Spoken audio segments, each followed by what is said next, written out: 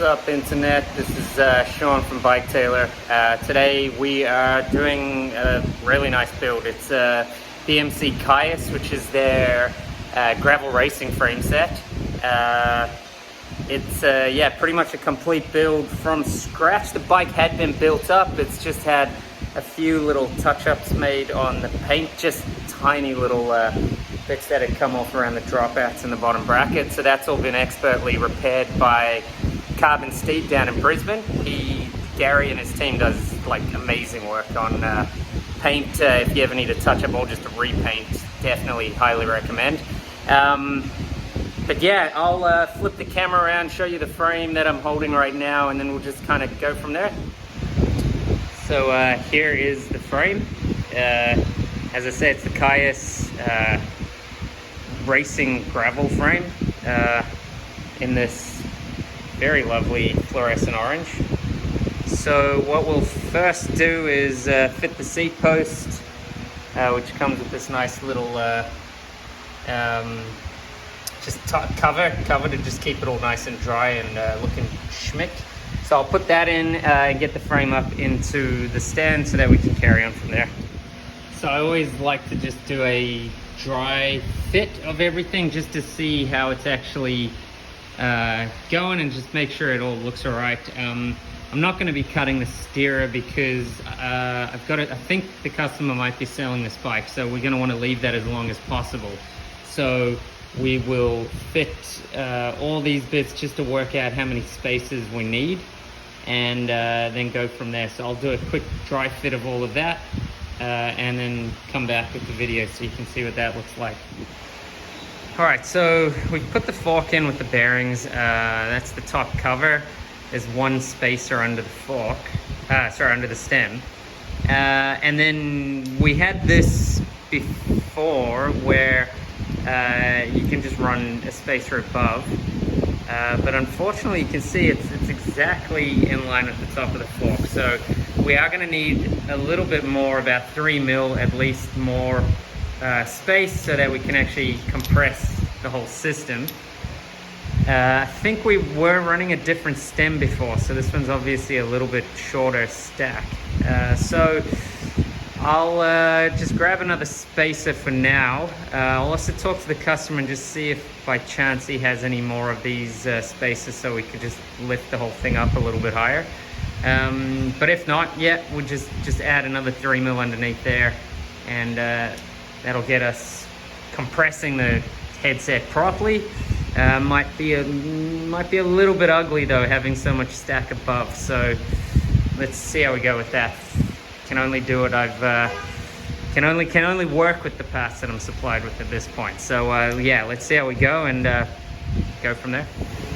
So I found just this tiny little carbon spacer in my stack, and you can see that just gives just enough space so that this cap can sit on there and compress the whole system. All right, so ignore the bikes in the background. I have let up just putting the hydro hose through, turning it up, so it's pretty easy to do at this point. Put some of that, where is it? You can just see it there. That just cushions the hose inside the frame so that it doesn't rattle around. So put that on, and then we put the front on as well. Luckily on this one they've actually put some routing there, so it was really nice and easy, just slid straight up. So now we'll actually install the forks, put the stem on, all of that, and then we can carry on just connecting up the hydro. And now we have put the stem and all of that on. So got the lines coming out on either side, put that all down. I've compressed it a little bit, but we'll adjust that all once the wheels are in. So now we can put the bars, put the levers on, and carry on from there. So I've put the wheels in the bike so that we can check that the bars and the levers are adjusted correctly. I just had a look from the side and I'm happy with where the bars are at. And then as far as the levers, usually what I'll do is I'll set up one of the levers how I like it. So like this one, for instance, feels pretty good. It's just above flat, you know, so it's just tilted a tiny bit back. I've tilted it in a little bit that way. So if you're looking through the bar, it's kind of a tiny bit in. So now how do we get this one the same? You can either use the Abbey Tools lever setter tool, which threads into here, and then using the derailleur hanger alignment tool, you can actually check, and we've done that before in other videos. Another thing you can do if you don't have that is you take a long ruler. Let's get that out of the way. Take a long ruler, and if you go to the same points on the levers, right? So there and there. And then you have a look, even just by eye. I'm not sure if it's showing in the video very well, but by eye, it's quite apparent that it's much narrower over here than it is here. So we just need to bring this lever back a little bit until we got it parallel. If you want to get really anal about it, you can take a second ruler, pick a point in the bar that's kind of obvious. So maybe over here, and you would just run it, and you can actually see what that distance on the ruler is on both sides. So yeah, that's one way of doing it, and that's what I'll do now.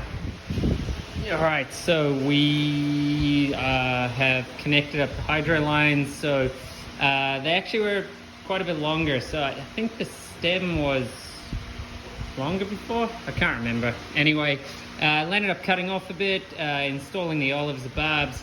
What's nice with this setup is because it's not actually running through the bar, just quite easy to connect that up on both sides. And then because they already had fluid in them, it actually feels pretty good already. So I'll throw the wheels in with the pads and all of that, and I'll just check and make sure if it needs a bit more fluid, then I'll bleed the brakes. But at this point, looking pretty good. So now we can move on to the bottom bracket, cranks, and the rear derailleur, and then we're almost finished. So looking good. Okay, so I'm gonna put in the bottom bracket and the cranks now. Running these Praxis cranks, which are 30 mil spindle, but on the non-drive side, it actually runs a 28 mil. So specific bearings for each side. So what we're gonna do is get some Loctite 609, apply it to the cup, apply a little bit inside the frame, press in each side, and then put the cranks in. I think it was running these prior to pulling it apart. So 2 mil spacer on the non-drive, a 3 mil and a wave washer on the drive side. So we'll install it all and then check and see that it's all nicely centered.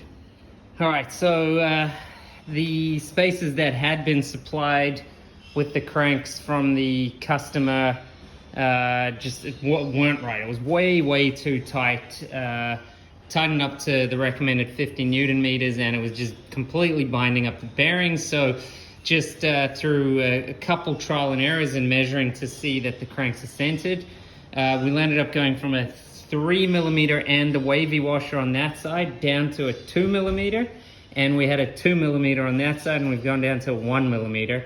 And now we've got nice spinning cranks. There's no play in it side to side, so they're adjusted well.